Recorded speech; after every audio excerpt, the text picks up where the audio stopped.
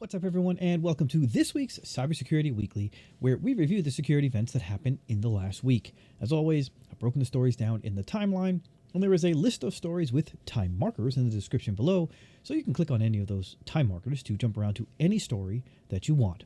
If you find my work valuable, of course, I ask you to hit the like button and share this episode with anyone you know who could benefit from this information. And lastly, if you have not already, please also consider subscribing to my channel.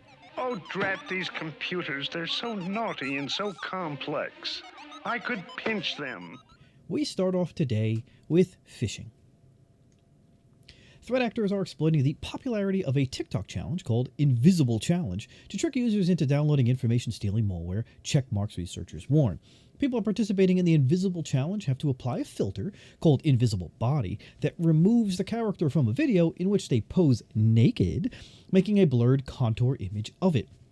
The expert spotted threat actors sharing TikTok videos with links to a fake software called Unfilter that claims to remove TikTok filters on videos, revealing the naked body of the actual actor.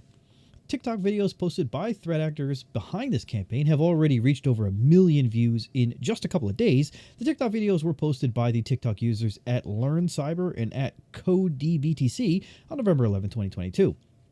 Instructions to get the Unfilter software: deploy wasp-steal malware hiding inside malicious Python packages. TikTok videos posted by the attacker reached again over 1 million views in just a couple of days, and that's according to checkmarks. GitHub repo hosting the attacker code listed GitHub daily trending on the daily trending projects. Over 30,000 members have joined the Discord server created by the attacker so far, and this number continues to increase as this attack is ongoing. In mid-November, checkmarks uncovered an ongoing supply chain attack conducted by a threat actor they tracked as WASP that is targeting Python developers. The W4SP, or WASP, stealer was spotted by checkmarks in mid-November when it was employed as part of an ongoing supply chain attack conducted by a threat actor targeting Python developers. The malicious code is able to steal the victim Discord accounts, passwords, crypto wallets, credit cards, and other sensitive data on the victim PC. Stolen data have been sent back to the attacker through a hard-coded Discord webhook address. The threat actor is offering the WASP stealer for $20, claiming it's undetectable and is heavily protected by some awesome obfuscation. The supply chain attacks seem to be financially motivated. The video includes an invite link to a Discord server, which is unfiltered space, under the control of the attackers. The experts reported that 32,000 members have joined the Discord server before it was then deleted. Once you join the server, the victims received a link to a GitHub repository hosting the info-stealing malware. The README file of the project also contained a link to a now-removed YouTube tutorial instructing users on how to run the installation script. After the Discord server unfiltered space was deleted, the attacker changed his GitHub repository name to 42world69/nitrogenerator and deleted old files on his repo and uploaded files to fit the nitro generator. The campaign is linked to other malicious Python packages. The info-stealing malware has been embedded in various Python packages such as TikTok Filter API, PHISHING, PyOps, and PyDisgs. We now move on to patches. Sophos has released security patches to address 7 vulnerabilities in Sophos Firewall version 19.5, including some arbitrary code execution bugs. The most severe issue addressed by the security vendor is a critical code injection vulnerability tracked to CV 2022-3236. A code injection vulnerability allowing remote code execution was discovered in the user portal, and the web admin reads the advisory. In September, Sophos warned of this critical code injection security vulnerability CV 2022-3236 affecting its firewall product, which is being exploited in the wild. Sophos confirmed that this vulnerability was being used to target a small set of specific organizations, primarily in South Asia region.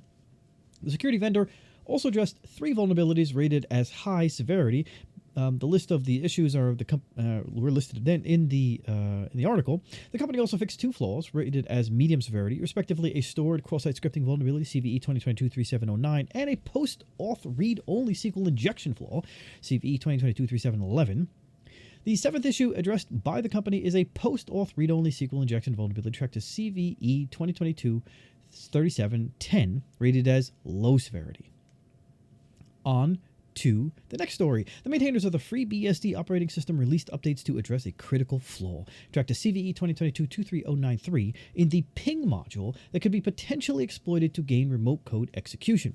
The ping utility allows testing the reachability of a remote host using ICMP messages. It requires elevated privileges to use raw sockets. It's available to unprivileged users with the installation of a set UID bit set. This means that when a ping runs, it creates the raw socket and then revokes its elevated privileges. Ping reads raw IP packets from the network to process responses in the PR_pack function. As part of processing a response ping, has to reconstruct the IP header, the ICMP header, and if present, a quoted packet, which represents the packet that generated an ICMP error. The quoted packet again has an IP header and an ICMP header. Reads the advisory before this issue. The PR pack copies received IP and ICMP headers into stack buffers for further processing. In so doing, it fails to take into account the possible presence of IP option headers following the IP header in either the response or the quoted packet. When IP options are present, PR_pack overflows the destination buffer by up to 40 bytes. A remote attacker can trigger the vulnerability, causing the ping program to crash and potentially leading to remote code execution in ping. The ping process runs in a capability mode sandbox on all affected versions of FreeBSD and is thus very constrained in how it can interact with the rest of the system at the point where the bug can occur, continues the advisory. Researchers are recommending to upgrade vulnerable systems to a supported FreeBSD stable or release security branch dated after the correction date. The maintainers of the FreeBSD operating system pointed out that there is no workaround available. We now move on to attacks, vulnerabilities, and updates. Originally posted back on cybernews.com, a browsing app for Android devices, Web Explorer Fast Internet, left open its Firebase instance exposing app and user data, the Cybernews research team has discovered. Firebase is a mobile application development platform that offers many features, including analytics, hosting, and real-time cloud storage. Web Explorer Fast Internet is a browsing app with over 5 million downloads on the Google Play Store. It boasts of increasing browser speed by 30% and has a user rating average of 4.4 out of 5 stars across more than 58,000 reviews. According to the team, the open Firebase instance contained days' worth of redirect data presented by user ID. This included country, redirected initiating address, redirect destination address, and user country. If threat actors could de-anonymize the app users, they would be able to check a bunch of information on browsing history for a specific user and use it for extortion, Cybernews researchers said. Ooh, all those porn sites you visited.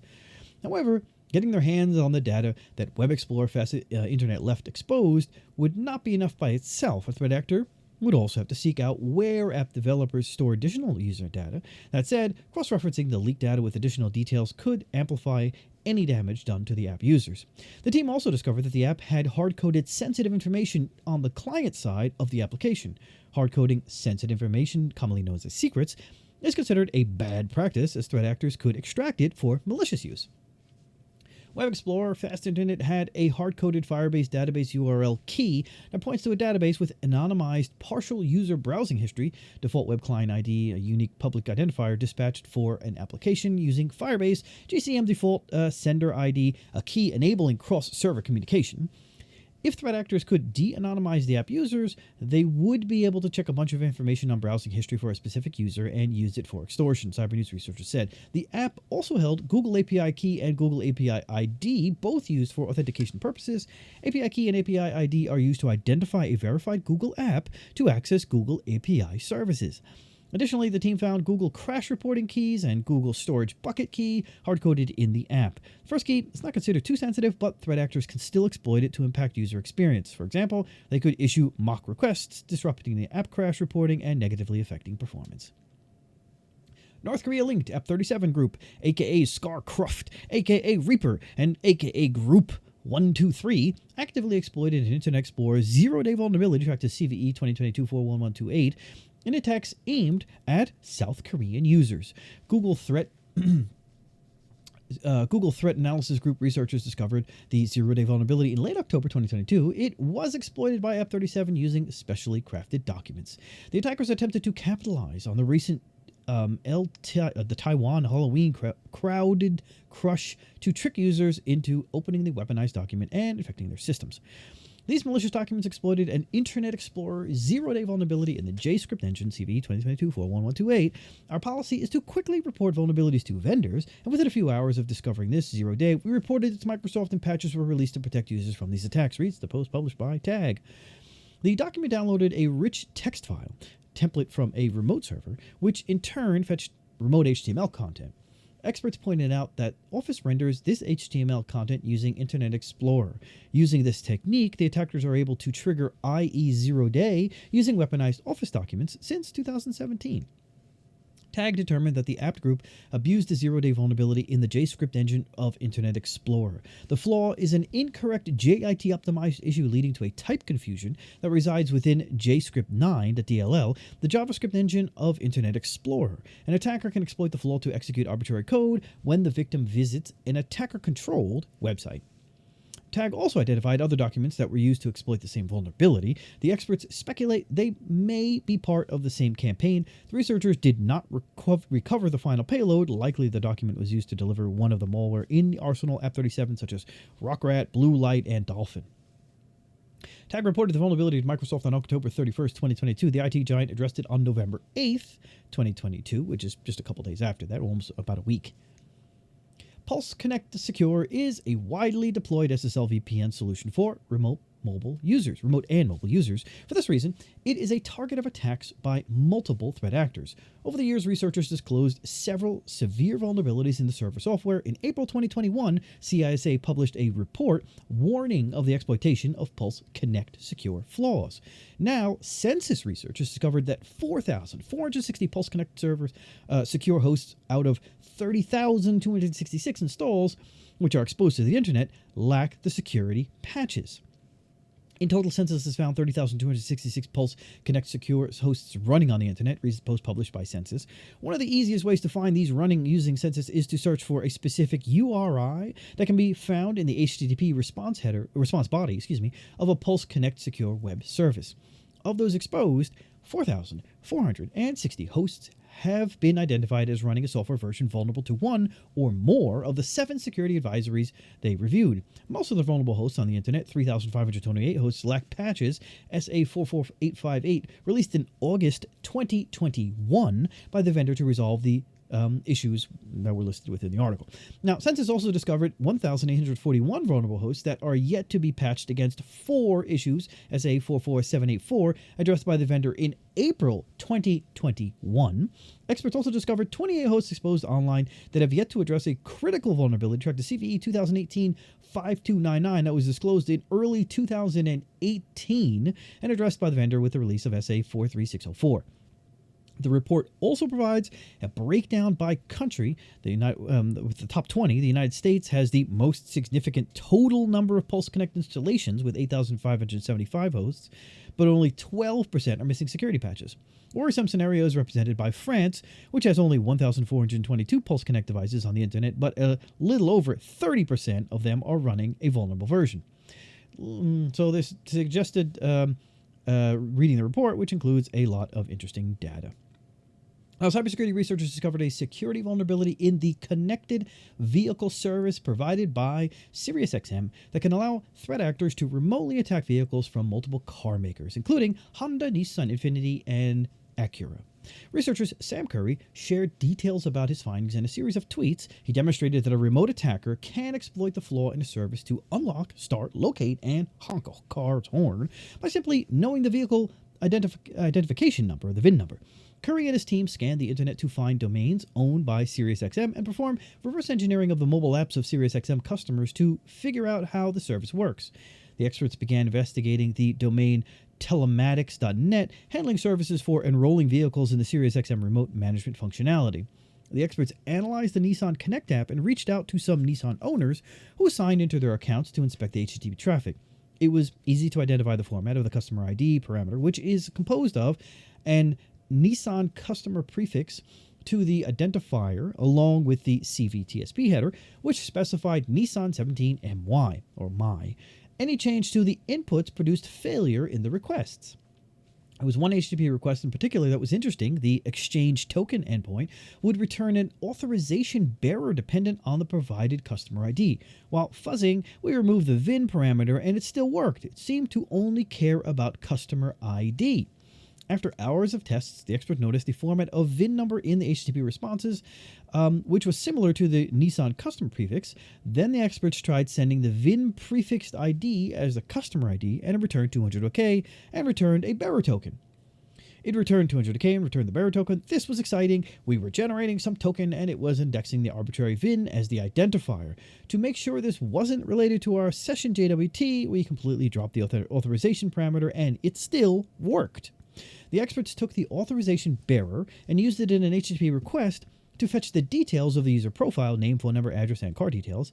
The experts developed a simple Python script to fetch the customer details of any VIN number. The experts were also able to find the HTTP request to run vehicle commands. At this point, we identified that it was also possible to access customer information and run vehicle commands on Honda, Infiniti, and Acura vehicles in addition to Nissan. We reported this issue to SiriusXM, who fixed it immediately and validated a patch. The researcher reported that discovery to SiriusXM, who, again, immediately addressed the issue. Researchers at Qualys Threat Research Unit demonstrated how to chain a new Linux vulnerability, tracked to CV 2022-3328, with two other flaws to gain full root privileges on an affected system. The vulnerability resides in the snap confine function on Linux operating systems, the SUID root program installed by default on Ubuntu. The snap confine is used internally by snapd to construct the execution environment for snap applications, an internal tool for confining snappy applications. The CV 2022-3328 is a snapd race condition issue that can lead to local privilege escalation and arbitrary code execution. In February 2022, Qualys Threat Research Unit, or TRU, published CVE 2021-44731 in our Lemmings advisory. The vulnerability, which is CVE 2022-3328, was introduced in February 2022 by the patch for CVE 2021-44731, reads the post published by Qualys. The Qualys Threat Research Unit exploited this bug in Ubuntu server by combining it with two vulnerabilities in multipath-D called Lilu Multipath, an authorization bypass and a symlink attack with CVE 2022-41973 and CVE 2022-41973 to attain full root privileges. The experts chained the CVE 2022-3328 flaw with, again, the two recently discovered flaws in multipath-D, which is a daemon in charge of checking for failed paths. Multipath-D runs as root in the default installation of several distributions, including Ubuntu. Successful exploitation of the three vulnerabilities lets any unprivileged user gain root privileges on the vulnerable device. Qualys security researchers have verified the vulnerability, developed an exploit, and obtained full root privilege on default installations of Ubuntu, Qualys added. The FAQ section included in the advisory confirms that the vulnerability is not remotely exploitable. Cisco disclosed a high-severity vulnerability tracked to CVE 2022-20968, impacting its IP phone 7800 and 8800 series, except Cisco wireless IP phone 8821 for some reason. An unauthenticated adjacent attacker can trigger the flaw to cause a stack overflow on an affected device, leading to a remote code execution and denial of service attacks. The vulnerability is due to insufficient input validation of received Cisco Discovery Protocol packets. An attacker could exploit this flaw by sending specially crafted Cisco Discovery Protocol packets to an affected device.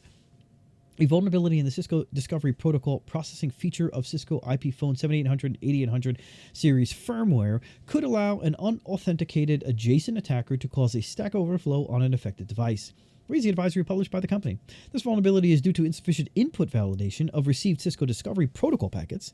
An attacker could exploit this vulnerability by sending crafted Cisco Discovery Protocol traffic to an affected device. Now, a successful exploit could allow the attacker to cause a stack overflow, resulting in possible remote code execution or a denial of service condition on the affected device.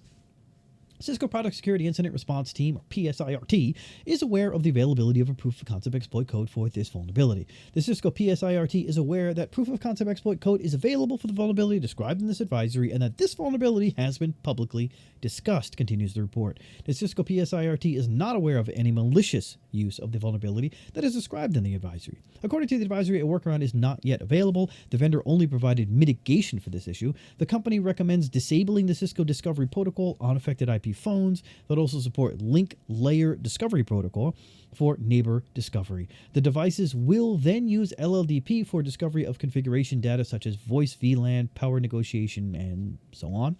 While this mitigation has been deployed and was proven successful in a test environment, customers should determine the applicability and effectiveness in their own environment and under their own use conditions.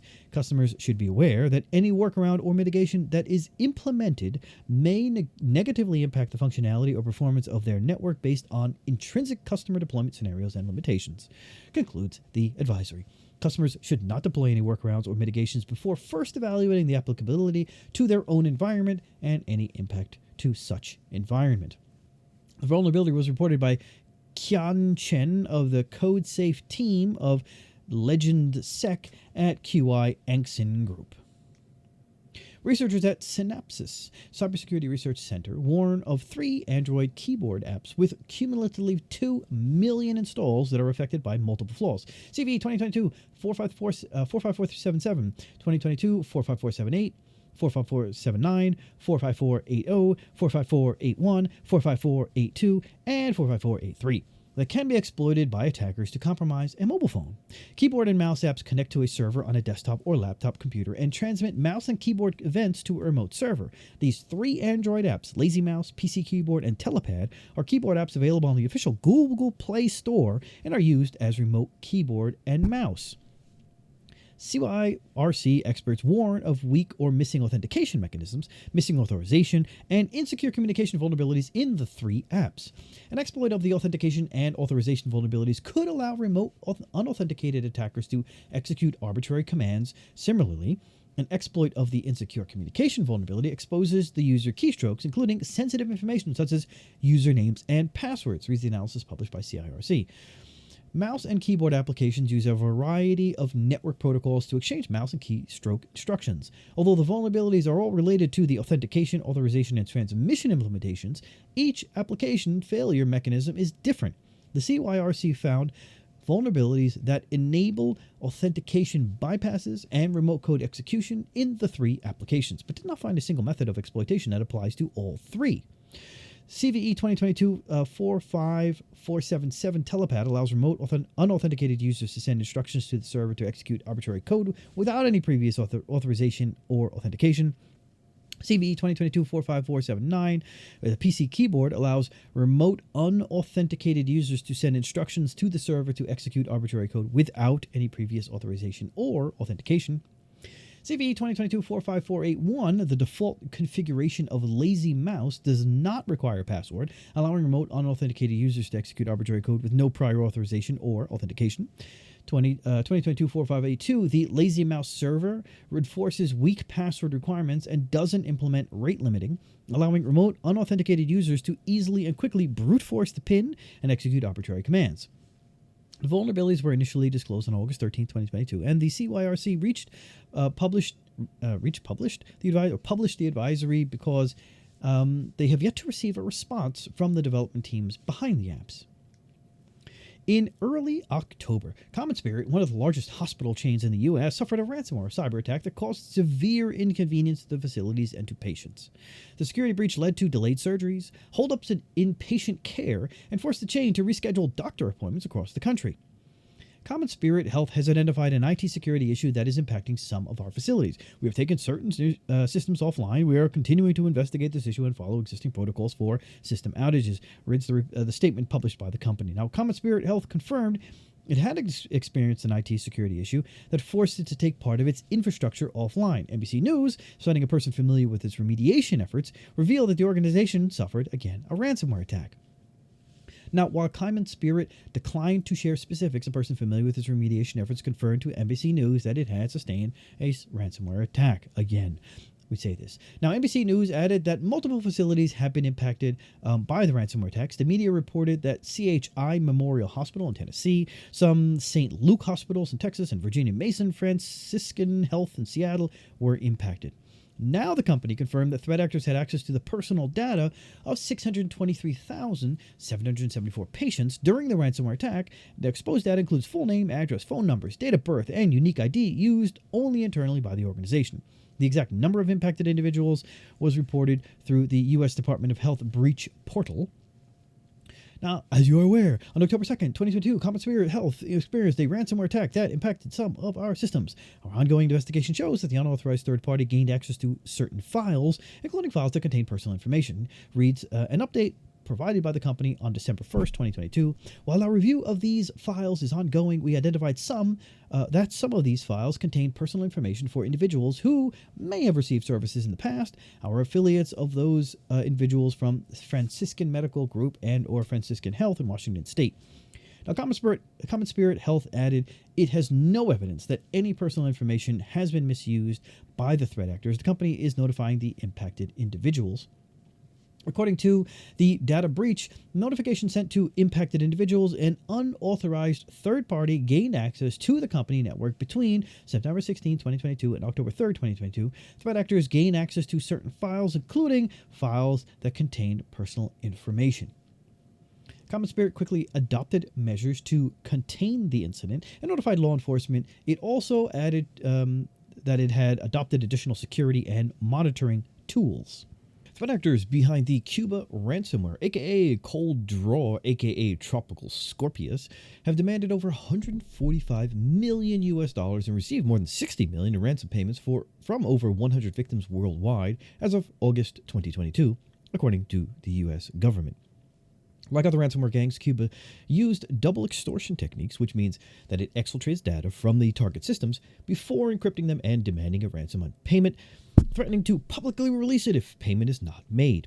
The U.S. Cybersecurity and Infrastructure Security Agency and the Federal Bureau of Investigation published a joint advisory that provides technical details about the gang operations, including tactics, techniques, and procedures, aka TTPs, and indicators of compromise associated with Cuba Ransomware. FBI has identified a sharp increase in both the number of compromised U.S. entities and the ransom amounts demanded by Cuba actors, reads the report. Since spring 2022, Cuba ransomware actors have expanded their TTPs. Third-party and open-source reports have identified a possible link between Cuba ransomware actors, Romcom remote access Trojan actors, and industrial spy ransomware actors. Since December 2021, Cuba operators are continuing to target U.S. entities, financial services, government facilities, healthcare and public health, critical manufacturing, and information technology. Cuba gang has leveraged multiple techniques to gain initial access into victims' networks, including the exploitation of known vulnerabilities in commercial software, phishing campaigns, compromised credentials, legitimate remote desktop protocol tools, etc. Once access is gained, the attackers distributed Cuba ransomware on compromised systems using the Hanserter loader. In May, Malware Hunter team found evidence that links Cuba and Industrial Spy Crew. Since spring 2022, multiple reports also linked Romcom rat actors to the Cuba gang. Additional details are included in the advisory alert. Researchers at industrial and IoT cybersecurity firm Clarity devised an attack technique for bypassing the web application firewalls of several industry-leading vendors. The technique was discovered while conducting unrelated research on Cambium Network's wireless device management platform. The researchers discovered a Cambium SQL injection vulnerability that they used to exfiltrate users' sessions, SSH keys, password hashes, tokens, and verification codes. The experts pointed out that they were able to exploit the SQL injection vulnerability against the on-premises version, while hacking attempts against the cloud version were blocked by Amazon Web Services WAF. The researchers discovered that appending JSON syntax to SQL injection payloads allows bypassing the WAF because it is unable to parse it. Using JSON syntax, it is possible to craft new SQLite payloads. These payloads, since they're not commonly known, could be used to fly under the radar and bypass many security tools, reads a report published by Clarity. Using syntax from different database engines, we were able to compile the following list of true statements, or a list of true statements in SQL. Clarity researchers used the JSON operator to throw the WAF into a loop and supply malicious SQLite payloads. The researchers verified that the bypass attack technique also worked against firewalls from other vendors, including Cloudflare, F5, Imperva, and Palo Alto Networks. We discovered that the leading vendors' WAFs did not support JSON syntax in their SQL injection inspection process, allowing us, meaning Clarity, to prepend JSON syntax to a SQL statement that blinded a WAF to the malicious code. France Health Ministry announced that the Hospital Center for Versailles was hit by a cyber attack over the weekend. Hospital Center of Versailles, which includes André Minot Hospital, Richard Hospital, and Despan Retirement Home. Sound more Spanish than French. Anyway, canceled operations and transferred some patients due to the cyber attack. According to the RFI website, the computers at the hospital were infected with ransomware. Threat actors behind the attack also demanded a ransom. The group of hackers behind the attack have demanded a ransom, according to Richard Delapierre, co-chairman of the Establishment Supervisory Board, on Monday. A ransom, the amount of which I do not know, or is not known according to the author, has been requested, but we do not intend to pay it, assured Delapierre. Okay, so it's Delapierre talking, not the hospital representatives, who is also mayor of Chesnay-Roquencourt. The regional health agency confirmed that operations at the André Minot Hospital were canceled while keeping other services up and running. Health Minister Francois Braun, that sounded more German, told AFP that 6 patients had been transferred from the beginning of the attack evening, 3 in intensive care and 3 from the neonatal unit. The hospital is still facing problems, and we cannot exclude that other patients will be transferred in other structures. While the machines were still functioning in the intensive care unit, more people were needed to watch the screens as they were no longer working as part of a network, Braun said. Prendrez un otage laissant. Okay, I'm not going to read that because that's French, and my French is horrible. The police launched an investigation into attempting extortion. The hospital had also filed a formal complaint on Sunday. This isn't the first hacking attempt that hit the French healthcare industry, according to Braun. The health system suffers daily attacks, and vast majority of these attempts are prevented. In August, the Centre Hospitalier Sud-Francilien, a hospital southeast of Paris, suffered a ransomware attack over that weekend. The attack disrupted the emergency services and surgeries and forced the hospital to refer patients to other structures. According to local media, threat actors demanded a $10 million ransom to provide the decryption key to restore encrypted data. While tracking the activities of commercial spyware vendors, Threat Analysis Group spotted an exploitation framework likely linked to Variston IT, a Spanish firm. Officially, Variston claims to provide custom security solutions and custom patches for embedded systems. The experts reported that the framework includes exploits for ending vulnerabilities in Chrome, Firefox, and Microsoft Defender. The company also provides a collection of tools to deploy a malicious payload to target a device, or to a target device. The vulnerabilities in Google, Microsoft, and Mozilla exploited by the company were fixed in 2021 and early 2022. Attack research suggests that the above issues were utilized as 0 days in the wild by the surveillance vendor. TAG discovered the Heliconia framework after receiving an anonymous submission to the Chrome bug reporting program. The submitter reported 3 different exploitation frameworks, instructions, and an archive that contained source code. The names in the bug reports are Heliconia Noise, Heliconia Soft, and Files. The researchers noticed a script in the source code that includes clues pointing to the possible developer of the exploitation frameworks, Variston IT. Although the vulnerabilities are now patched, we assess it is likely the exploits were used as 0 days before they were fixed, reads the analysis published by Google. The Heliconia Noise web framework was used to deploy a Chrome renderer exploit, followed by a Chrome sandbox escape and agent installation. The Chrome renderer exploit supports Chrome versions 90.0.443, 0.72 from April 2021, and 91.0.4472.106 from June 2021, and trigger a V8 de-optimizer issue fixed in August 2021. The Heliconia Soft Web Framework exploits the CVE 2021 42298 remote code execution vulnerability in Microsoft Defender that was fixed on November 2021, or in November 2021. The exploit is triggered when the victim downloads a specially crafted PDF file, which is scanned by Windows Defender. Heliconia Files Framework delivers a Firefox exploit chain for Windows and Linux. It leverages CVE 2022-26485 remote code execution in Firefox. The bug was addressed by Mozilla in March of 2022. Tag research has shown the proliferation of commercial surveillance and the extent to which commercial spyware vendors have developed capabilities that were previously only available to governments with deep pockets and technical expertise. The growth of the spyware industry puts users at risk and makes the internet less safe, and while surveillance technology may be legal under national or international laws, they're often used in harmful ways to conduct digital espionage against a range of groups. TAG concludes, these abuses represent a serious risk to online safety, which is why Google and TAG will continue to take action against and publish research about the commercial spyware industry.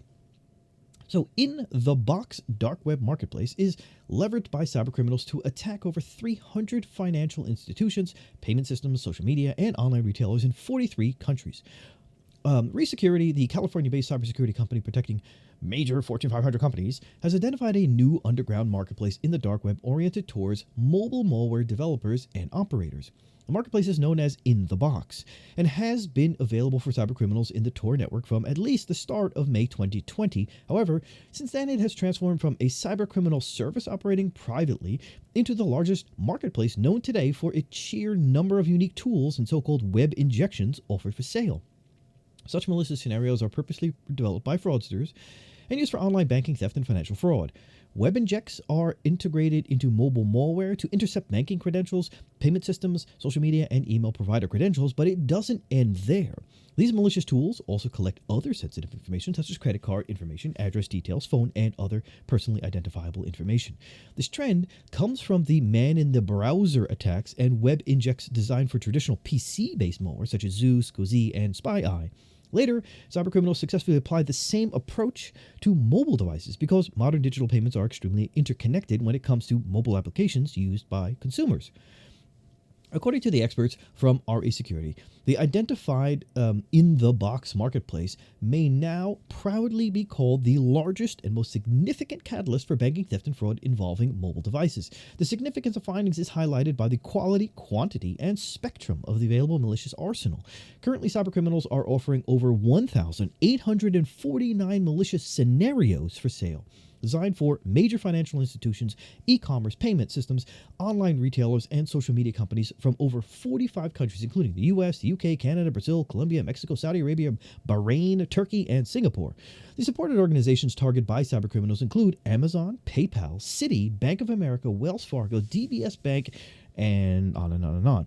During November 2022, the actor arranged a significant update of close to 144 injects and improved their visual design.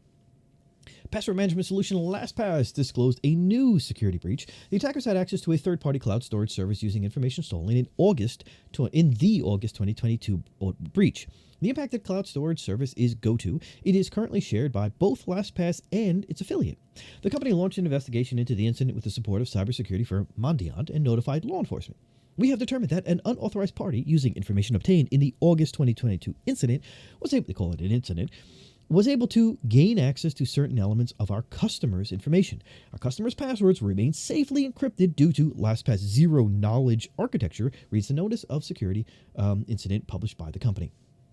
The company pointed out that customers' passwords, again, were not compromised due to LastPass zero-knowledge architecture. In August, LastPass disclosed a security breach. Threat actors had access to portions of the company development environment through a single compromised developer account and stole portions of source code and some proprietary technical information. At the time of the security breach, the company engaged a leading cybersecurity and forensics firm to investigate the incident. LastPass confirmed that the data breach did not compromise users' master passwords. In an update published in September, the company revealed that the threat actors had access to its systems for 4 days during the August hack. Volexity researchers warn of a new malware campaign conducted by the North Korea-linked Lazarus APT against cryptocurrency users. The threat actors were observed spreading fake cryptocurrency apps under the fake brand Bloxholder to deliver the AppleJeus Malware for initial access to networks and steal crypto assets. The app group employed the AppleJeus Malware, or AppleJeus Malware, since at least 2018 to steal cryptocurrencies from the victims. The new campaign observed by Volexity started in June 2022. The app group registered the domain named bloxholder.com and then set up a website related to automated cryptocurrency trading. The new campaign, attributed to Lazarus, started in June 2022 and was active until at least October 2022. In this campaign, the threat actors used the bloxholder.com domain, a clone of the Has Online automated cryptocurrency trading platform. The website is a clone of, again, the legitimate website Has Online. The attackers used the website to distribute a Windows MSI installer masquerading as the Bloxholder app, which was used to install AppleJeus Malware along with the Qt Bitcoin Trader app. This discovered file, the Bloxholder application, is actually another case of AppleJeus being installed alongside the open-source cryptocurrency trading application, Qt Bitcoin Trader, that is available on GitHub. This same legitimate application has previously been used by the Lazarus Group as documented in this report, or in a report from CISA. Reads the report published by Volexity. The MSI file is used to install both the malicious and legitimate applications at the same time. In October 2022, the researchers observed the Lazarus Group installing AppleJeus using a weaponized Microsoft Office document named Binance and Huobi VIP Free Comparison.xls instead of an MSI installer. The document contains a macro split into two parts. The first one is used to decode a base64 blob that contains a second OLE object containing a second macro. The initial document also stores several variables encoded using base64 that allow defining where the malware will be deployed in the infected system. The last stage payload is downloaded from a public file sharing service, which is OpenDrive. Volexity experts were not able to retrieve the final payload employed since October, but they noticed similarities in the DLL sideloading mechanism, which is similar to the one used in attacks relying on MSI installer.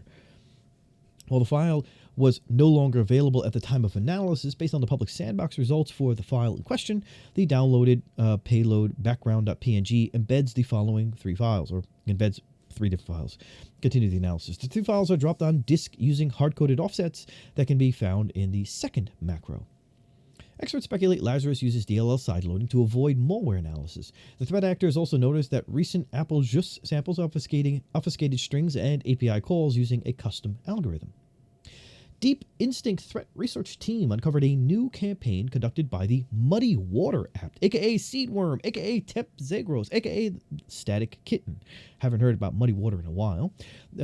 The campaign was targeting Armenia, Azerbaijan, Egypt, Iraq, Israel, Jordan, Oman, Qatar, Tajikistan, and United Arab Emirates. The first MuddyWater campaign was observed way back in late 2017 when it targeted entities in the Middle East. The group evolved over the years by adding a new attack technique to its arsenal. Over the years, the app group also targeted European and North American nations. In January, U.S. Cyber Command officially linked the MuddyWater app group to Iran Ministry of Intelligence and Security, which I guess is why you don't see Iran in the list of attacked states. The campaign observed by Deep Instinct started in September and differs from past ones for the use of a new remote administration tool named Synchro. MuddyWater is not the only threat actor using and abusing Synchro. The tool has also been employed in Batloader and Luna Moth campaigns. The app group used an HTML attachment as a lure and used additional providers for hosting the archives containing the installers of the remote administrative tool. HTML attachments are often delivered to the recipients and not blocked by antivirus and email security solutions. In July, the threat actors were spotted using the Screen Connect remote administration tool delivered using an installer named Promotion.msi. The name Promotion.msi was also used for the installers employed in the current campaign. The above Screen Connect, or there was a Screen Connect sample within the article, was communicating with the instance blah blah blah screenconnect.com. This instance was communicating with another MuddyWater MSI installer named Urtica.msi, which is a name of a Saudi organization. In the current wave, MuddyWater used the same name, Urtica.msi, but with Synchro installer, reads the Deep Instinct analysis. The target geolocations and sectors also align with previous targets of MuddyWater. Combined, these indicators provide us with enough proof to confirm that this is the MuddyWater threat group. Synchro has a 21-day trial offer that provides a fully featured web GUI to completely control a computer. So you choose the subdomain to be used by your MSP, continues to report. While investigating some of the installers that MuddyWater used, they saw that for each unique mail, a new MSI was used. In most cases, MuddyWater used a single subdomain with a single MSI installer. The experts also shared the indicators of compromise for the recent campaign. Researchers from Kaspersky discovered a previously unknown data wiper dubbed CryWiper that was employed in destructive attacks against Russian mayor offices and courts. The malware masquerades as ransomware, but the analysis of the code demonstrates that it does not actually encrypt, but only destroys data in the infected system. According to Kaspersky, the wiper was first spotted in fall of 2022 when it was employed in an attack against an organization network in the Russian Federation. After examining a sample of malware, we found that this Trojan, although it masquerades as a ransomware and extorts money from the victim for decrypting data, does not actually encrypt, but purposefully destroys data in the affected system, reads the report published by Kaspersky. Moreover, an analysis of the Trojan program code showed that this was not a developer mistake, but this original intention. The CryWiper sample analyzed by the researchers is a Windows 64-bit executable that was written in C++ and compiled using the Ming GW64 toolkit and the GCC compiler. The experts pointed out that this development process for C and C++ malware developers for Windows is unusual. The experts believe the malware is specifically designed to target Windows systems because it uses many calls to WinAPI functions. Once executed, CryWiper uses the task schedule and the SCH tasks to create command to create a task to run its file every 5 minutes. The wiper contacts the command and control server using an HTTP GET request and passes the name of the infected system as a parameter.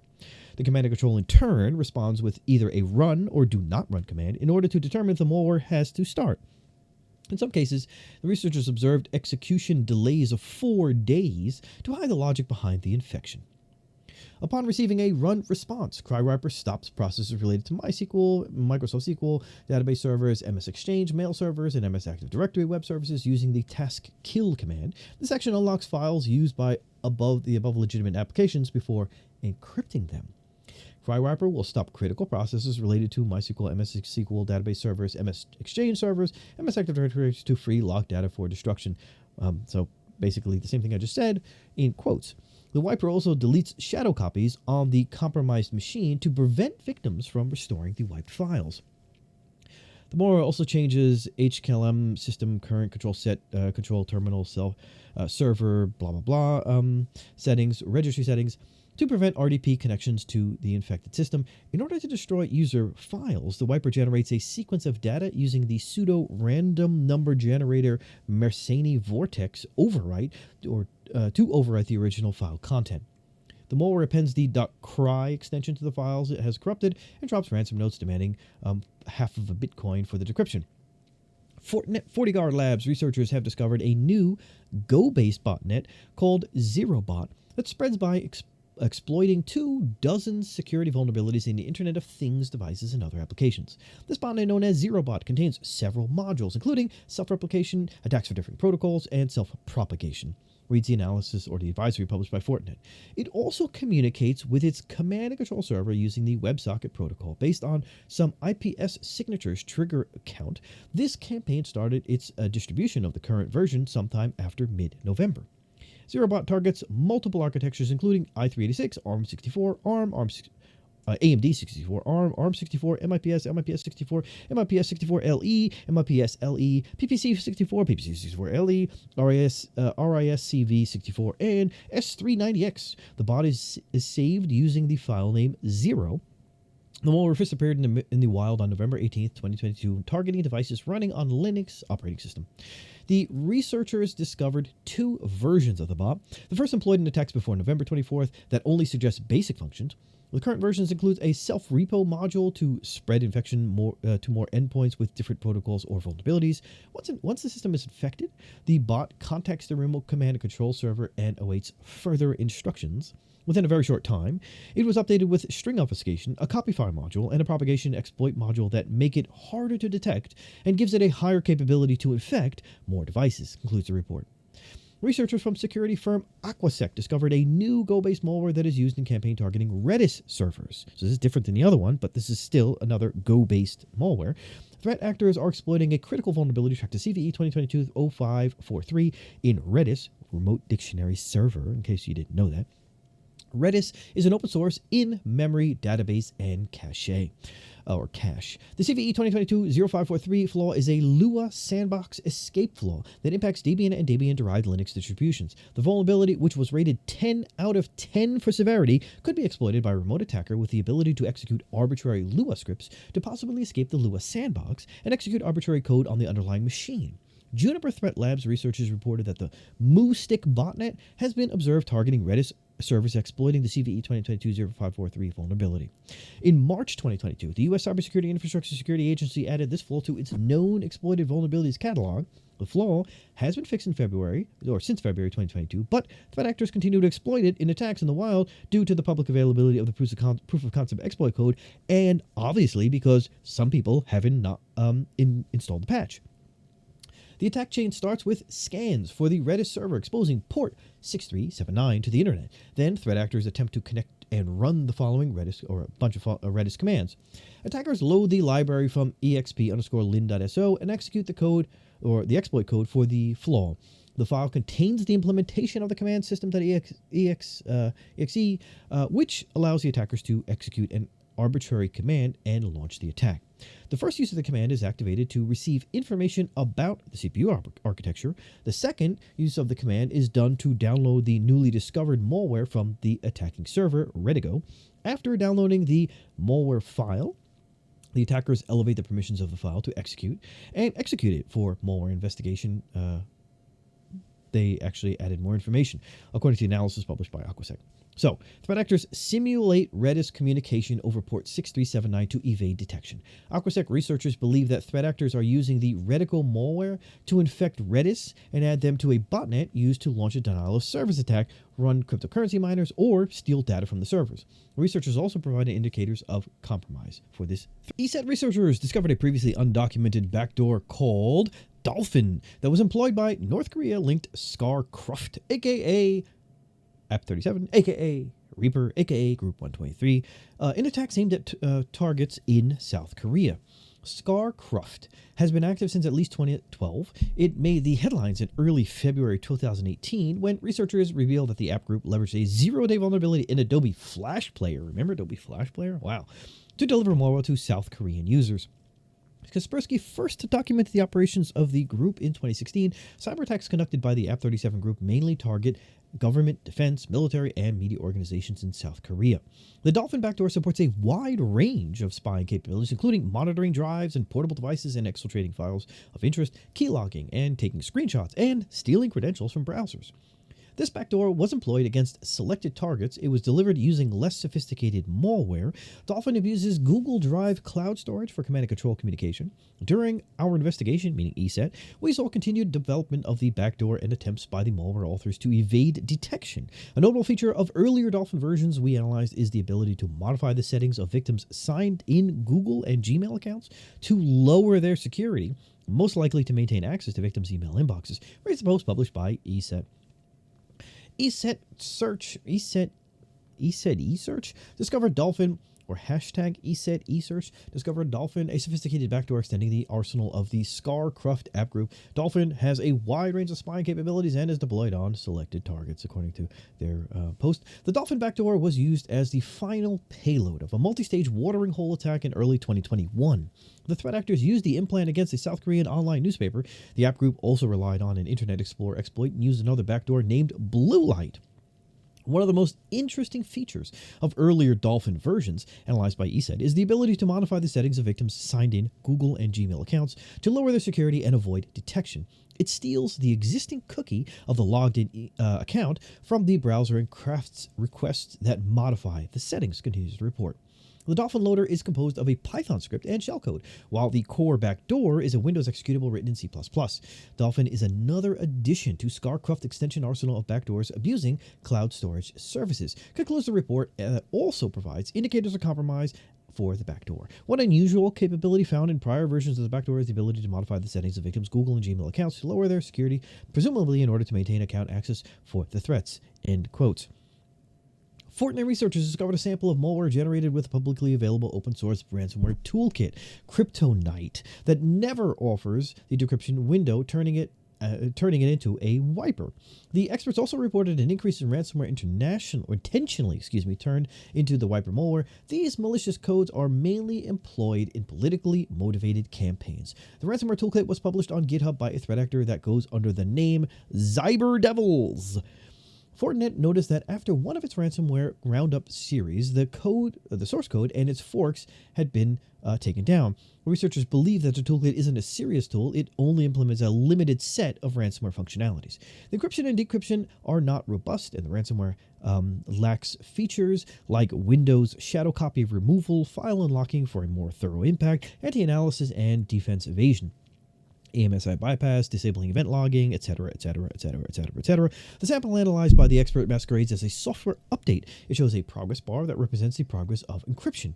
The sample is written in Python and is bundled with PyInstaller into an executable. Static analysis of the code revealed that the authors removed a portion of code used to enumerate the file system, breaking the program functionality.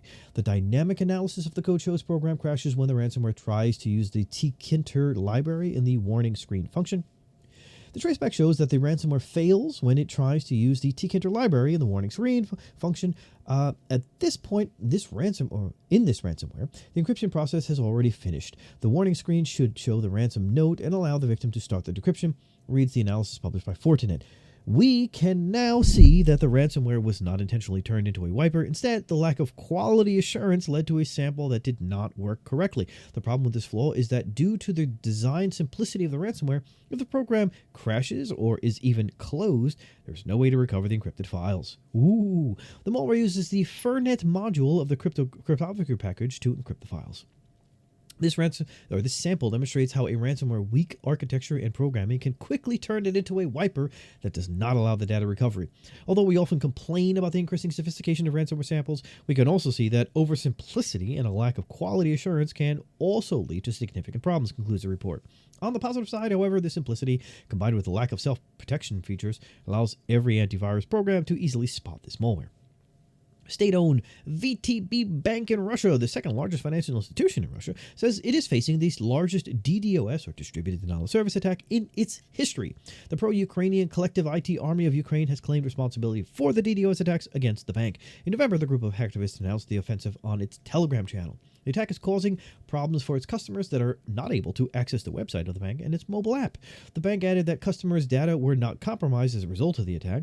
Bank technological infrastructure is under an unprecedented cyber attack from abroad, reads a statement issued by the Russian bank. The largest not only this year, but in the whole time the bank has operated. The cyber attacks against the infrastructure of government and private Russian entities spiked after the beginning of the invasion of Ukraine.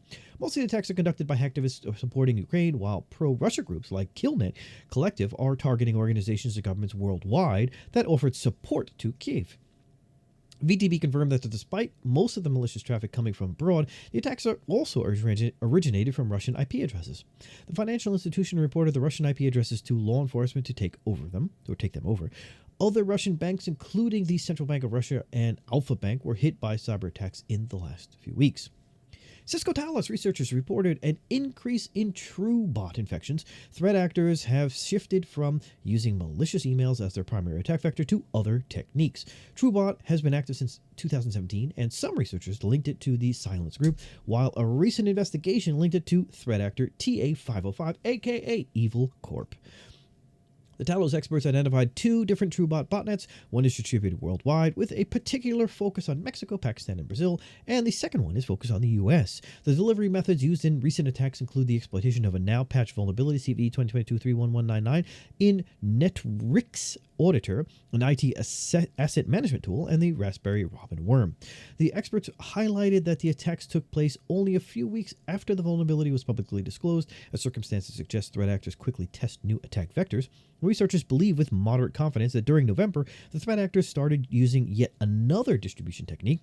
Recently, the attackers have shifted from using malicious emails as their primary delivery method to other techniques. In August, we saw a small number of attacks that exploited a recent remote code execution vulnerability in Netrix Auditor. In October, a larger number of infections leveraged Raspberry Robin, a recent malware spread through USB drives, as a delivery vector. Reads the analysis published by Talos. Post-compromise activity included data theft and execution of Clop ransomware, close quote. TrueBot is a downloader malware. It is used to infect systems, collect information on the targets, and deploy additional malicious payloads. Gathered data are sent back to the attacker command and control server. The researchers noticed a set of commands to exfiltrate stolen data through a previously unknown custom tool dubbed Teleport. The analysis of the commands issued via Teleport reveals that the tool is used by the attackers to collect files from OneDrive and download folders, and from the victim's Outlook email messages. Talos telemetry reported multiple occurrences of Raspberry Robin delivered TrueBot. The researchers investigated an attack leveraging TrueBot to deliver the Clop ransomware. The attackers, however, appear to have switched to an unknown TrueBot distribution mechanism starting in November, with the vector succeeding in co-opting over 500 internet-facing Windows servers located in the US, Canada, and Brazil into a botnet, concludes the report that also includes indicators of compromise. The human-operated Royal Ransomware first appeared on the threat landscape in September 2022. It has demanded ransoms up to millions of dollars. The Health and Human Services is aware of attacks against the healthcare and public healthcare sector. This is why US HHS warns healthcare organizations of the Royal Ransomware attacks. Unlike other ransomware operations, Royal doesn't offer ransomware as a service. It appears to be a private group without a network of affiliates. Royal is a human-operated ransomware that was first observed in 2022 and has increased in appearance. It has demanded ransoms up to millions of dollars. Since its appearance, HC3 is aware of attacks against the healthcare and public health sector. Due to the historical nature of ransomware victimization at the victimizing the healthcare community, Royal should be considered a threat to the HPH sector, reads the report published by HHS.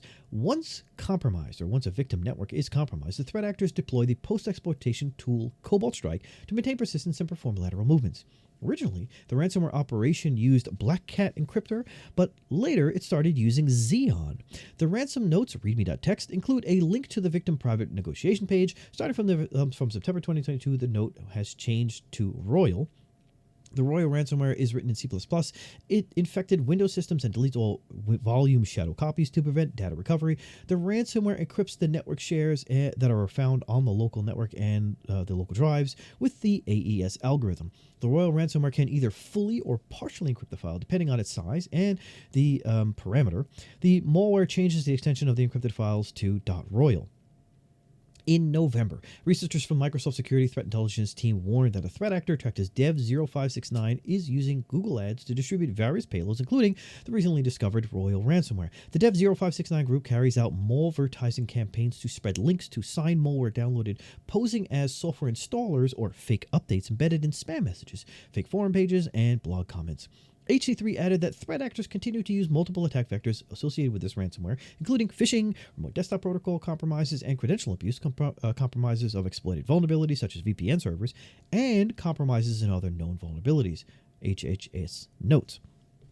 Royal is, again, a newer ransomware, and is less known than the malware and the operators than others. Additionally, on previous Royal compromises that have impacted the HPH sector, they have primarily appeared to be focused on organizations in the US. In each of these events, the threat actor has claimed to have published 100% of the data that was allegedly extracted from the victim.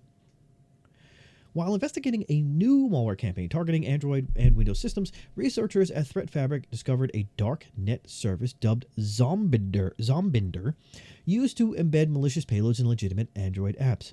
The campaign involved the Ermac Android banking Trojan, along with desktop malware such as Erbium, Aurora Stealer, and the Laplace Clipper. I've done an episode on Aurora Stealer in case you want to check it out. Now, this campaign infected thousands of systems. Experts reported that the Erbium Stealer successfully extracts data from more than 1,300 victims. While investigating Ermac activity, the experts spotted an interesting campaign masquerading as an application for Wi-Fi authorization. The tainted apps were distributed through a bogus website containing a single page with only 2 buttons. Clicking on the Download for Android button leads to downloading the Ermac malware. The Ermac variant employed in the attack has the following capabilities. Basically has capabilities of exfiltrating your data. Experts also observed threat actors masquerading as malicious apps as browser updates. However, another detail drew out their attention. Some of the downloaded apps were not directly Ermac, but a legitimate app that, during its normal operation, installed Ermac as payload targeting multiple banking applications, reads the analysis published by Threat Fabric. Such apps disguised as modified versions of Instagram or Wi-Fi auto authenticator, football live streaming, and others. The package names were also the same as the legitimate applications. The experts discovered that the malicious apps were created with the Zombinder APK binding service that is advertised on the dark web since March 2022. According to the experts, the binding service part of the wider project, that is an obfuscation tool that is used by multiple threat actors. The latest campaign, analyzed by the researchers that involved the Zombinder service, was distributing Zemomorph banking Trojan. I also did an episode on that a little while back, masquerading as VidMate application. Modern threat landscape becomes more and more sophisticated, where actors combine multiple approaches in malware development, distribution, operation, as well as in performing fraud itself, involving multiple tactics at the same time, concludes the report. New tools appear to make malware less suspicious or more trustworthy for victims, which results in more successful fraud cases. Moreover, targeting multiple platforms, actors are able to reach wider audience and steal more personally identifiable information to utilize in further fraud. We now move on to other security news. DOJ announced that Nicholas Truglia was sentenced to 18 months in prison for the theft of over $20 million worth of cryptocurrency through SIM swapping attacks. The man was ordered to pay $20,379,000 in restitution to the victim within 60 days. Nicholas Truglia and his associates stole a staggering amount of cryptocurrency from the victim through a complex SIM swapping scheme, said the U.S. Attorney Damian Williams. Nevertheless, today, sentencing goes to show that no matter how sophisticated the crime is, this office will continue to successfully prosecute those who chose to defraud others. In January 2018, Truglia participated in a fraud scheme to hack into online accounts of the victims to steal cryptocurrency. The man gained unauthorized access to the online accounts of the victims through SIM swapping attacks. Crooks conduct SIM swapping attacks to take control of victims' phone numbers, tricking the mobile operator employees into porting them to SIMs under the control of the fraudsters. Once the SIM is hijacked, the attackers can steal money, cryptocurrencies, and personal information, including contacts synced with online accounts. The criminals could hijack social media accounts and bypass two-factor authentication services based on SMS used by online services, including financial ones. Now, I have a question. If a phone company gets socially manipulated and somebody steals your phone SIM card, and then ultimately something like $20,379,007 worth of cryptocurrency is stolen from you, why isn't the phone company at fault? We'll get to that some other time, but let's continue. So according to the indictment, one of the accounts compromised by Truglia contained over $20 million worth of cryptocurrency, which was transferred to accounts under his control. The man shared the funds with other participants in the scheme and kept approximately $673,000 worth of stolen funds. So I'm not sure how he's going to be able to return $20,379,007 when he only got $673,000 worth of the stolen funds. I guess they're trying to use that to leverage to get him to turn on his buddies, but if he doesn't know who they are, then there's really little he can do. Anyway, let's move on. The account compromised by Truglia was owned by the cryptocurrency investor Michael Turpin, who filed a complaint claiming that 3 million tokens worth $23,800,000 had been stolen from his mobile phone in 2018. In 2019, or May 2019, Turpin won $75.8 million in a civil case against Truglia, who reportedly defrauded him of crypto assets. Truglia pleaded guilty in late 2021, and last week has been sentenced to 18 months in prison and 3 years of supervised release. He was also ordered to forfeit $983,010.72. Data managed by infotainment systems in modern vehicles are a valuable source of information for the investigation of law enforcement agencies. Modern vehicles come with sophisticated infotainment systems that are connected online and that could represent an entry point for attackers, as demonstrated by many security experts over the years. Law enforcement intelligence worldwide are buying technologies that exploit weaknesses in vehicle systems. Recently, security expert? Whatever, researcher Sam Curry warned of vulnerabilities in mobile apps that exposed Hyundai and Genesis car models after 2012 to remote attacks. An attacker could exploit these flaws to unlock and start the vehicles.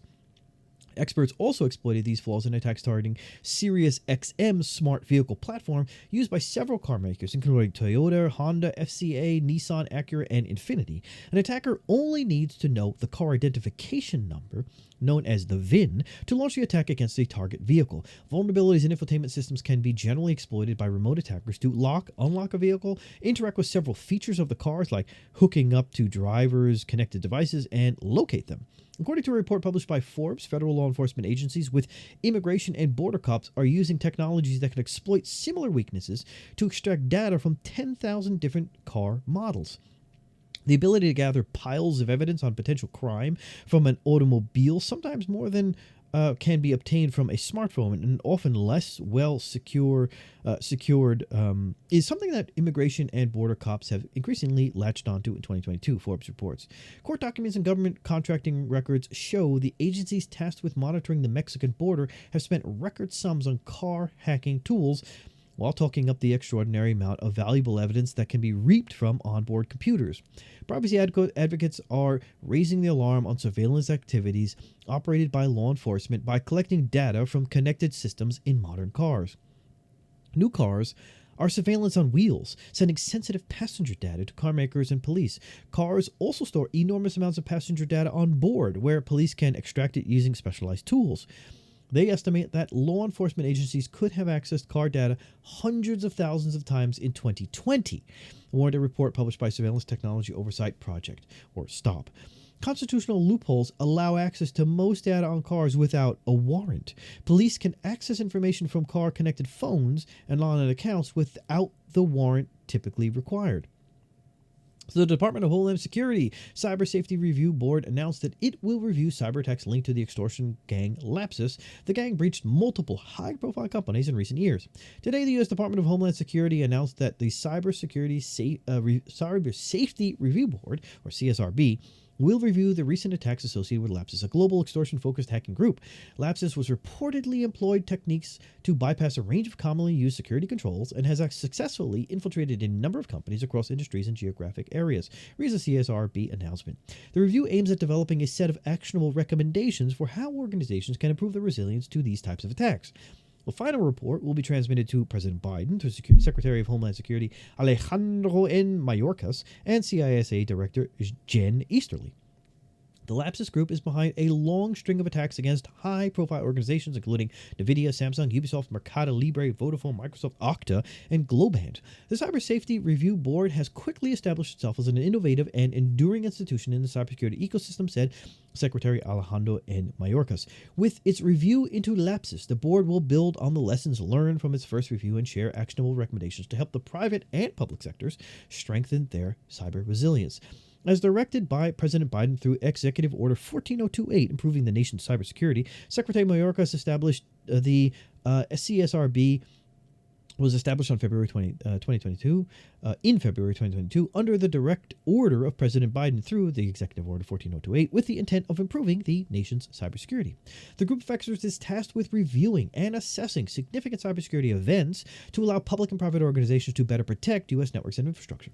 The CSRB is composed of highly esteemed cybersecurity leaders from the federal government and the private sector.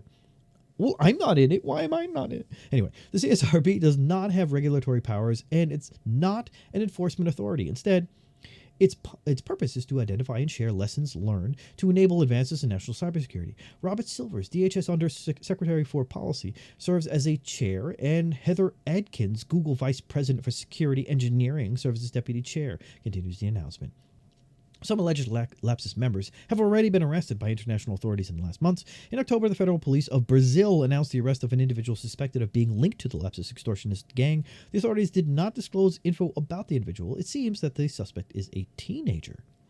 The arrest is the result of an international police operation codenamed Operation Dark Cloud that was launched in August 2022. And that's the news. Thanks again for watching. Don't forget to share and subscribe if you have not already. Smash the bell if you haven't already. And I'll see you on the next episode. Take care.